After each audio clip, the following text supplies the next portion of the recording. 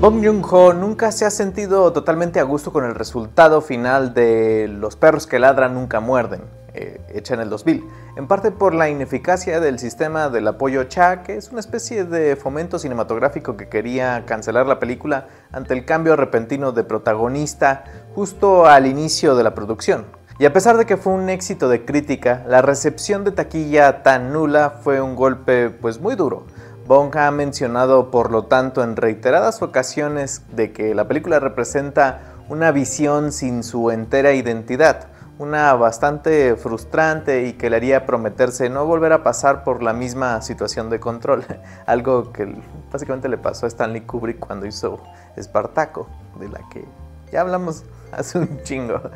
Para su siguiente película, Bong quería tomar el género de detectives que encontraba opuesto a las condiciones temáticas y sociales de su país en comparativa con Estados Unidos y el resto del mundo, en donde encontraba un nihilismo natural frente a una concepción realista de la condición humana dentro de los ejemplos de su país. Bien pudo haberse lanzado al guión de otro compañero y fácilmente dirigir, porque pues el género del crimen y detectives es uno bastante nutrido en Corea del Sur. Pero no fue así. Primero tuvo interés en retomar un caso de la vida real dentro de su país, tomando como referencia el misterio en torno al asesino de Haseon, en donde un grupo de feminicidios tenían estrecha relación en el modus operandi que terminó por interpretarse como los crímenes de un asesino en serie que, y esto también es parte del escándalo del caso, pues nunca fue atrapado. Entre el caso real, también es que Bong Joon-ho terminaría utilizando pues guía y emulación de otras dos obras literarias. La primera de ellas sería una obra de teatro llamada Ven a verme, de Kim Kwang-rin, el cual pues era una obra directamente inspirada en el mismo caso. El otro vendría de la relación del director con Tony Raines, crítico de cine inglés, quien lo entrevistaría para sus estudios sobre cine asiático y con quien formaría una gran amistad por la que, entre pláticas de futuros proyectos, Raines le regalaría a Bong Joon-ho una copia de Desde el infierno, la novela gráfica de Alan Moore y Eddie Campbell que gira en torno al el asesino serial más famoso de la historia y que también nunca fue atrapado, Jack el Destripador. Con todo ese material y las investigaciones a su disposición, lo que siguió de parte de Bong Joon-ho sería un proceso de escritura bastante riguroso y envidiable, porque Memorias de un asesino, el título de su proyecto, sería trabajado en el transcurso de 2 años, uno de completa investigación y otro de completa escritura. Y se nota. Memorias de un asesino es un completo prodigio de película, una que cuenta con la entera bendición de la capacidad de Bong Joon-ho de presentar un filme complejo en todos los sentidos de producción, pero también de muy fácil acceso y apetecible, a tal grado de ser revisitada de inmediato. Me pasó cuando la volví a ver el mismo día. Esta es una fascinante película y el hecho de que a menudo se asocie como una de las mejores del país en el mismo año en donde Park Chan-wook y Kim Ji-won estrenaban Old Boy y Un cuento de 2 hermanos respectivamente, pues para nada es tarea fácil. Estamos hablando de las 3 películas más populares de ese año y de mucho tiempo en Corea. El tino de Bong Joon-ho en su guión es maravilloso, porque decide plantear la investigación y el seguimiento de los dos detectives y su relación como algo que ya forma parte del colectivo mental del género del crimen, en donde estos dos opuestos terminan colaborando para lograr vencer al criminal. Los protos del Buddy Cop, pues como Arma Mortal y Arma Mortal 2, 3, 4 y las películas de Shane Black, o sea, toda esta dinámica de amistad. Lo que termina entregando, en vez de eso, es una humanización completa de sus protagonistas, como pocas veces se ha intentado plasmar en el género en toda su historia. Después de todo, Memorias de un asesino enfatiza el tiempo en donde se traslada, que es 1986, en medio del régimen totalitario de Chun Do-won, y en donde la principal amenaza para los detectives quienes tratan de resolver una serie de asesinatos es que para las circunstancias y movimientos revolucionarios y de contrarrestar a la sociedad, pues estos no tendrían importancia. Bong Joon-ho es atinado y duro con esta representación del entorno sociopolítico de Corea del Sur de ese entonces, que aparece como escenario y se presiente en cada minuto del filme, la cual termina devorando las posibilidades de que los detectives, quienes enfrentan nepotismo, ignorancia, poco rigor y sobre todo pues también los presenta como parte del problema. Park Do-man y Cho Yong-kong, en medio de sus esfuerzos para atrapar al criminal, también quedan en evidencia como síntomas de la problemática de su país. Repugnan los movimientos estudiantiles, tipifican a una compañera del trabajo a pesar de que pues, aporta genuinas pistas para atrapar al asesino. Ella es la que dice de la canción de radio, y vilifican sospechosos con el mínimo gramo de sospecha, no precisamente por los razonamientos de sus actuares, sino por la apariencia física y clase social.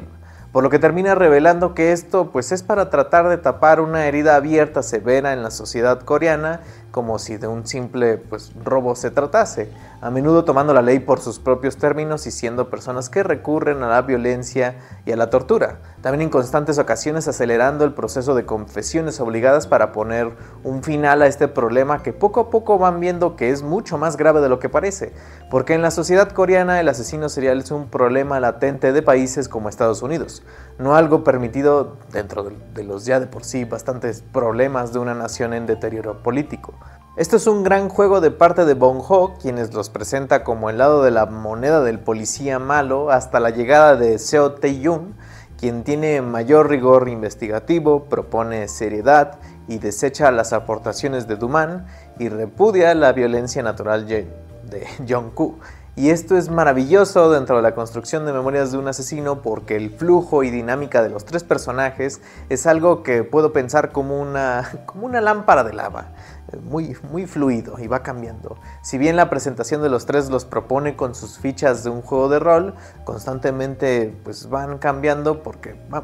de nuevo, Bong Joon los humaniza. Es este juego muy interesante de deber, de presión y de nunca sentir que se avanza lo demasiado por las circunstancias, lo que los termina afectando en momentos de verdadera tragedia, puesto que los papeles se revierten y el necesitar de un punto final choca con la realidad de que en el juego del gato y el ratón ellos nunca han sido los más atinados y estarían cometiendo un crimen. Y esta acción de humanizar ocurre a través de muchas cosas, como el recurso del humor, porque es una película muy graciosa, que ocurre sobre la ineptitud policíaca o el olvido colectivo del país, o por las aseveraciones y constantes ataques físicos de los tres, que es sacado de una dinámica de los tres chiflados,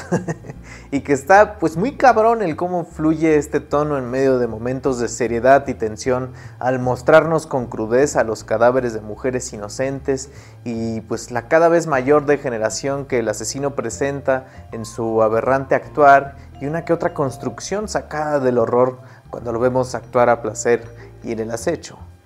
Hay un momento en donde de verdad, si no te espantas, checa tu pulso, porque venga, es aterrador. De ahí que también tiene su otrora gran bendición en la construcción y planteamiento visual de Bong Joon, que es su segunda película y ya tiene un entendimiento de nivel maestro de la relación de los objetos como construcción y recompensa, de la identidad de sus personajes con estos, y quienes dentro de la puesta en escena de este trío tienen una dinámica presente desde sus encuadres, en cómo Do-man tiene estos close-ups a sus agudos ojos que intentan descubrir la verdad en momentos de mayor urgencia, de Tae-yoon como siempre en el fondo al ser un personaje que actúa desde la distancia y cautela, y el pendejazo de Jong-koo que constantemente invade la escena porque no es necesario la mayoría del tiempo, solo está estorbando. O del cómo existe una psicología del color aplicada bastante sutil, porque en el momento en donde entramos a este mundo de muerte y también donde salimos, tenemos mucho color, y de pronto el resto de la película es un entorno apagado que no deja vibrar la potencia del rojo más allá de una señal que unifica a las víctimas, o del azul que representaría la templanza y el orden que no puede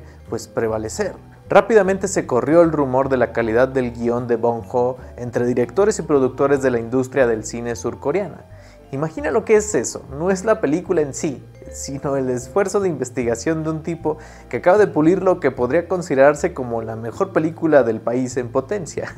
Es sorprendente. Y en su estreno, Memorias de un asesino fue un impacto nacional como pocas, volviéndose la película más taquillera del 2003, posicionando a Bong Joon como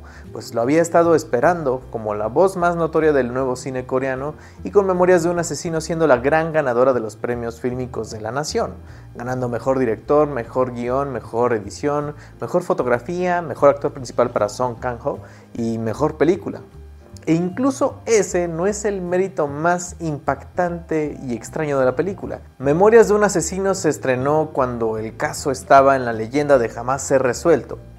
Pero la popularidad de la película hizo que se intentara reabrir el caso con las nuevas tecnologías y análisis de ADN, por lo que el asesino había dejado por completos descuidos en una época donde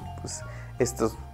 no importaban y que ya eran posibles de retomar. Y de pronto sucedió, porque para el año de 2019, el mismo año donde Bong Joon-ho finalmente ganaba la atención universal por Parásitos, su última película, Lee Chong-jae, quien estaba en prisión por un crimen que cometió en 1989, similar a los del asesino serial, era relacionado y sus muestras de semen concordaban con la mayoría de las víctimas, dejando en libertad a un hombre que no tenía que ver con el caso, pero que aceptó las confesiones tras varios días de tortura. Lee Chong-jae terminó siendo culpado de 15 asesinatos y puesto en una revisión judicial al lado de los policías que causaron la falsa culpabilidad de una víctima. Lo más escalofriante es que Lee Chong-jae inevitablemente vio la película más popular del 2003 pirateada en la prisión, y al preguntarle los reporteros en qué sintió al verse reflejado en los actos criminales que representaban su monstruosidad, este contestó que nada, que simplemente la vio como cualquier otra película. Y esto tiene un desdoble de intención en Memorias de un asesino, porque al final Bong Joon-ho terminaría su película con una escalofriante revelación de que el asesino tenía un parecido de lo más normal. Pudo ser tu amigo, tu familiar, tu vecino, la persona con la que te topaste en el camión, pudiste haber sido tú. Y Duman no hace otra cosa más que la de ver directamente a la cámara, absorto en esta revelación, mirando y rompiendo la barrera de la sala de cine o la de tu casa, porque quizás en esta normalidad esté frente a frente con el culpable de toda su agonía y culpa, de su deber moral, sin esperar de que esta misma barrera de la realidad y la ficción sería respondida con un valor positivo y escalofriante.